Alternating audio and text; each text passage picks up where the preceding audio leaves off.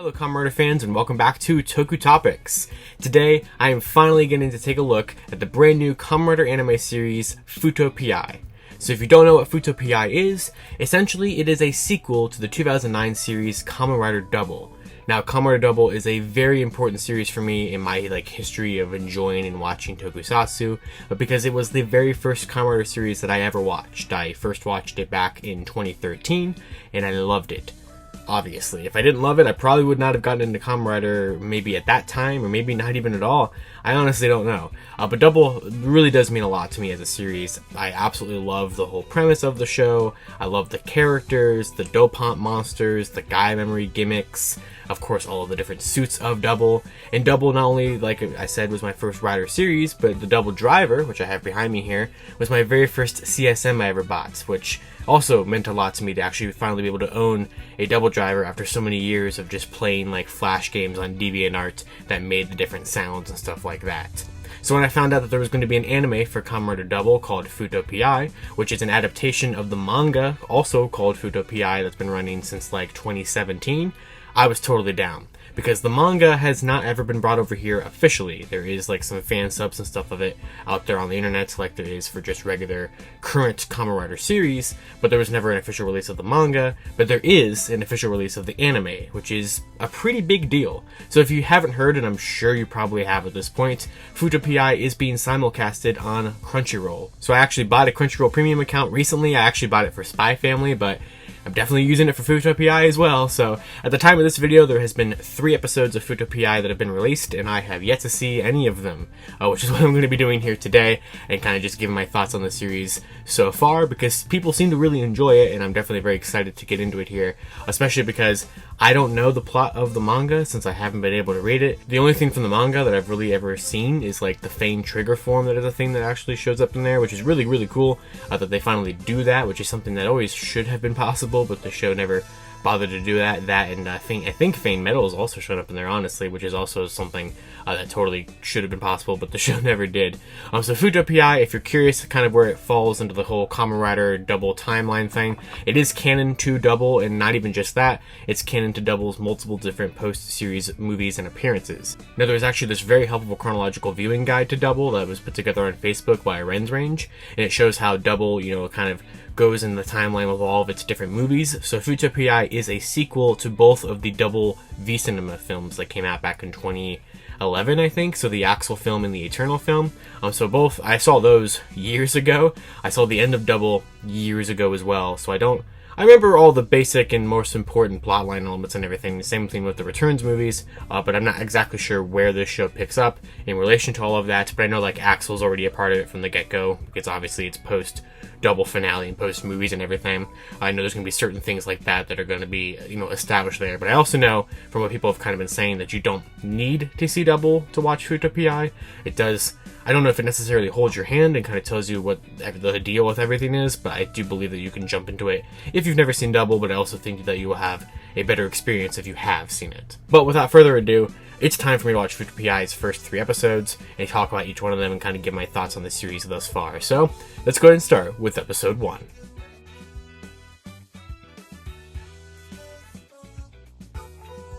I just finished watching the first episode of Fuuto PI, and that was pretty solid. So I know a lot of people were kind of complaining on Twitter about there not being, actual transformations into Kamen Rider Double into the first episode, or a typical tokusatsu fight or anything like that in the first episode. So I knew that that wasn't going to be here, and it didn't need to be. It felt like a kind of nice, just sort of reintroduction to the Kamen Rider Double world of Fuuto, or if you've never seen Kamen Rider Double, a just general introduction to the world of Fuuto. I thought it was really interesting kind of how they kept Philip basically sort of a secret for the whole episode, or they kind of had him hidden in the shadows. You just kind of saw him briefly behind his curtain, and you heard his voice a little bit, and then he actually had his actual debut in the end of the episode, which was really cool because they had it connect with the extreme memory, and I actually had a little reaction right here of when the extreme memory sound came on screen. Extreme? So that was pretty fun to hear and everything like that, especially if you know Kamen Rider W, you know that that was the sound of the extreme memory, which is based off of their final form, or is the piece that gives them their final form, which I'm assuming will be shown at some point in here. What's really cool about this series being a sequel to Double and actually being a direct sequel to the live action series is that you have all these different pieces that you can use, because Double already has his max power set, and I don't really know if the manga's given him, besides those other Fane forms, I don't know if the manga's given him any other additional forms. I assume not. But what's also really cool is that while this does have, the full expansive world of Double to play with, is that you can go back to Fuuto basically an infinite amount of times, because there's always dopant memories floating around the city.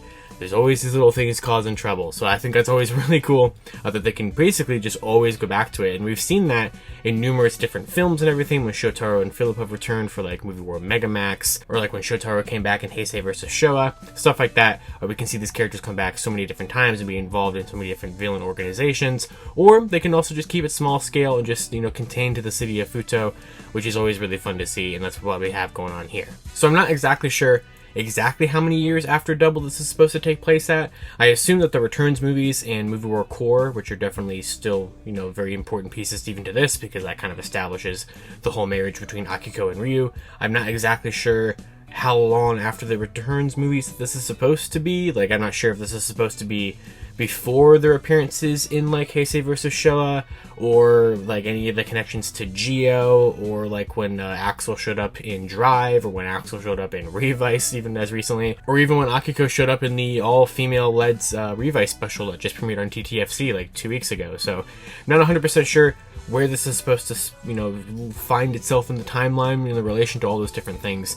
But it was just really interesting. Like I said, it was just a fun little kind of return to the world, and also sort of an introduction. I'm thinking, if I'm judging this based off of not seeing Double, which obviously is hard to do due to the fact that I watched it 10 years ago, and I am very familiar with these characters as is, I'm not sure how this would work for somebody being like their first introduction into it. I know, like, for example, this is my girlfriend's introduction to the world of Kamen Rider W, because she's never seen the original series, and she seems to like Fuuto PI really well so far. She's seen all the episodes, and I've now seen at least one. So basically, yeah, I'm kind of curious. I would love to know that down in the comments below. How did you feel of this being an introduction to Double, or how do you feel of it being just a continuation of Double, obviously, as it is? So there was no intro in the first episode here. There was a song playing in the outro, which I assume is the outro, but there was no like typical anime outro kind of thing yet with like a dance or credits or whatever they want to do for an anime outro. I'm sure the second episode will fully establish that, which we're about to watch in a minute here. I'm definitely interested in this whole mystery behind this witch Tokime, which I don't know like anything about her. She has a dopant memory for sure, so we saw that very briefly towards the end of the episode. Also kind of speaking towards the voice acting, since they did not get the original actors back to play like Shotaro, Philip, Akiko from the original series of Double, I don't think they all sound perfectly like their characters. I know that these are, at least some of them, the actors who voiced them in like some of the more recent Kamen Rider video games that have featured Double. I think these are the same ones who voiced them in Memory of Heroes, that game that had Double pretty prominently, that came out like 2 years ago or something like that. Shotaro's actor, I think, definitely gets like the mannerisms down, but I still don't necessarily 100% hear like Ren Kiriyama's voice in him, if that makes any sense. Philip is actually pretty solid, but then again, we didn't see much of Philip in this episode, and I thought also Akiko was pretty solid as well, and then Ryu wasn't in this episode at all, or anything like that. There was a couple of other double side characters, like the cops from the original series, and the one that has like that neck, shoulder cane thing, and then we saw some of the typical people that he goes to, like the guy dressed up as Santa all the time and everything. So it was really fun to kind of just see those characters again and get back into it. Also, really good job with the animation, recreating the sets. At the very beginning of the episode went back to Begins Night, and I thought that was really cool how they captured that whole scene that we saw so many different times in Double and also in the Decade versus Double film, and bring that into an animation format. Same thing with recreating the whole detective agency, and then whatever that secret room inside the detective agency is called, where all of Double's like gadgets and weaponry are stored basically. I thought that was really cool how they recreated that there, and yeah, I loved it so far, honestly. So I'm gonna watch the second episode here, which I know has kind of the more, I think this will probably have the intro. It's definitely going to have the first transformation into Double in the series, and I'm very excited to see that because I've been avoiding all the clips as best as possible. So let's go ahead and jump right in to episode 2.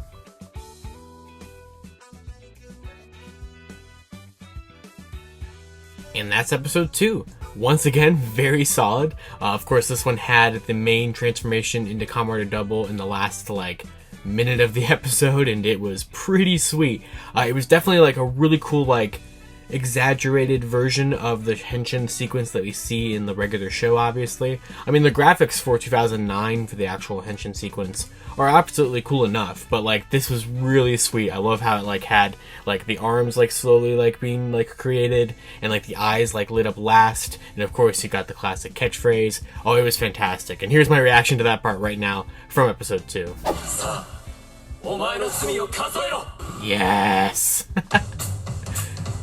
And then just like I thought, this episode also had the intro, which I don't love it, but it's not bad. It's not bad by any means, but it's definitely no WX for sure. That is obviously going to always be one of my favorite tokusatsu intros like ever, but I definitely do like this one. But the outro though, which is the song that played at the end of the last episode in the credits, but this one actually had the full like proper animated outro with like everybody dancing and stuff like that, is really good. That one's definitely going to get caught in my head here. I'll probably throw that on like a Spotify playlist or something and listen to it pretty frequently, because I really do like how that one turned out quite a bit. But basically this episode, kind of the whole idea about it was continuing the investigation into this week's dopant, which we find out is the road dopant, which is a brand new Gaia memory that I'm pretty sure we never saw during Double or anything like that. So I'm pretty sure that CSM dopant memory thing that's coming out here at some point that they've teased will probably be all the different dopant memories that are introduced in Double, because there's never enough of these. They've made like well over 100 of these things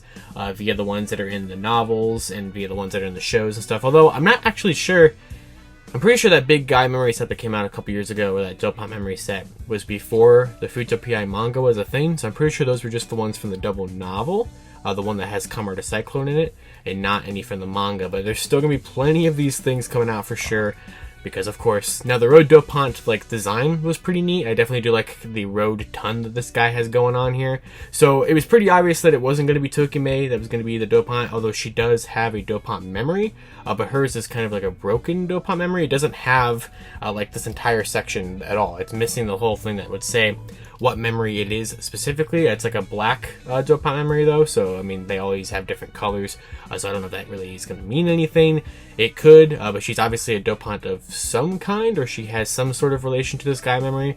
Oh, it was interesting because the Gaia memory was kind of using it as like a beacon, like she knew whenever Road was around, and Road ended up just being one of the main goons, or one of the random, that was part of like that whole gang of dudes from the first episode, so that wasn't too surprising or anything. One thing I really liked as well about this episode is that it started with one of those like, here's where we are in the case so far, like pinboard things, which was always something that they did in Double, because every episode of Double was a 2-arc story at the very least, that always had like one mystery carried over 2 different episodes. So I thought that was really cool, and they haven't resolved it here because they haven't defeated Road, so I'm assuming episode 3 will probably either finish that story arc or at least be a component of that story arc, which I guess works out that I waited to watch the 3 episodes until all at one grouping and to talk about them in one episode or one video here, because it definitely seems that this is at least a 3-episode story arc. You know, they're definitely taking their time with certain things, like Ryu has not shown up at all, Kamen Rider Axel has not shown up at all. He's been referenced, he's in the intro, which I thought was really cool, that they showed in the intro not only Axel, but they also showed Axel Trial and Axel Booster. Things like that just kind of carry over what I said about the last episode, to where I think it's really cool that we have this sequel series that can be, you know, a really nice introduction for anybody who's never seen Double, who just thinks that Axel has always had 3 forms, but it's also really cool for people who have seen Double and know that he only ever uses Booster in the Returns films and a couple of other small little cameo appearances since then. Like he used it in Movie War Ultimatum with Wizard and Forze very briefly, but that was a form that Axel only just recently got after the show. So I thought that was really cool that they shows that he will have access to that here, and also just proves once again that those are all important components canon to the whole Double timeline, which I absolutely love that fact here, that we have all this stuff that we can work with, but it still feels like a smaller scale kind of thing. You know, they're not coming out here busting out Double Extreme right away to take care of Road Dopant, because they don't feel like they have to. And while that maybe is not necessarily realistic, because obviously we heard the Extreme Dopant, or we heard the Extreme Memory, not Dopant, in the last episode, so we know like they obviously still have Extreme and everything like that. You know, you can't really argue about the fact of why wouldn't they just jump to the final form, because that would obviously just solve everything super quickly. But you know, it's cool that they're not using everything that they could use, and I don't really know where I'm going with this, but I think it's just kind of neat that we can still have importance, like, you know, still have Cyclone Joker, just the base form, make a grand debut in a sequel series, because it could be the first introduction to that form for somebody new. But if you have seen Double and you've seen Double suit so many different times, they were still able to build up to it to be a really grand moment and make it feel like like it has a lot of weight and a lot of importance. To that point, though, so Shotaro leaves his driver behind for a component of this episode, and I don't know why he doesn't just have the lost driver, because I assumed he always kind of just had that on him. Like, for example, in Showa vs. Heisei, when he shows up in that, he says something about Philip being busy or something, so he just takes out the lost driver and just takes care of it as Kamen Rider Joker. And as far as I know, there's nothing I can think of to where he wouldn't have access to Kamen Rider Joker to just take care of something, or at least begin a fight without Philip or something like that, and then Philip could show up later or whatever. So I'm not exactly sure. I mean, it didn't throw me out of it, because I still love that it resulted in our first anime transformation into Kamen Rider Double, but I just kind of thought it was strange that he didn't use Joker. But then again, if you are being introduced to Double for the first time here, you're not going to know what Kamen Rider Joker is, and you're not going to know that he has the ability to just transform on his own. Technically Philip as well from the novel, but we've never seen Cyclone in a live-action capacity. I have no idea if Cyclone is in the manga, if that's something we can expect to see. I don't even know if Joker is in the manga. I don't know if that's something we can expect to see. But it's just kind of one thing that made me think of technically he totally could just move to Joker on his own, and fight Road temporarily, because we don't know how strong Road is. I mean, the anime is obviously making him seem pretty strong and everything, but he could just be, a typical run-of-the-mill monster of the week for Dopant for them at this point. Probably is, especially, compared to the Dopants that Double has taken on. But overall, this show is really cool. It's really fun. I like the music in it. I like the return of the original sound effects. Like, the Road Dopant memory sounds like a Dopant memory voice. Where's the button? It sounds like that voice, which is really, really cool. I think you still have that voice being the one who does the recap about where we are in the investigation at the beginning. So it's definitely, it feels like you're watching Kamen Rider Double. It's just animated, and that's awesome. I really like that. So I'm going to go ahead and finish this video off for today to watch episode 3, and I'll be right back.